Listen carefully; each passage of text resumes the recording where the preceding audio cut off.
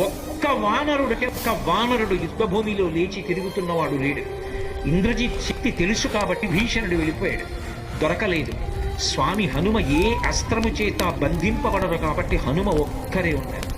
అందరిలో పెద్దవాడు, బ్రహ్మ యొక్క అంశలో వచ్చినవాడు జాంబవంతుడు నేల మీద పడిపోయి ఉన్నాడు. విభీషణుడు కాగడా పట్టుకుని అడిగాడు, తాతా కుశలమేనా అని అడిగాడు. వానరులలో శ్రేష్ఠుడైన హనుమ బ్రతికి ఉన్నారా అని అడిగాడు జాంబవంతుడు. విభీషణుడు అన్నాడు, తాత నువ్వు అడగవలసినది రామలక్ష్మణులు కుశలముగా ఉన్నారా అని అడగాలి. హనుమ కుశలముగా ఉన్నారా అని అడిగారేం తాత అని అడిగారు. మొత్తం వానరులు రామలక్ష్మణులతో కలిసి పడిపోయినా కూడా నష్టం లేదు. హనుమ ఒక్కరు బ్రతికి ఉంటే మళ్ళీ అందరూ బ్రతుకుతారు. అందరూ బ్రతికి ఉన్నా హనుమ ఒక్కరు పడిపోతే బ్రతికి ఉన్న వీళ్ళందరూ పడిపోతారు. అందుకే నేను హనుమ బ్రతికి ఉన్నారా అని అడుగుతున్నాను.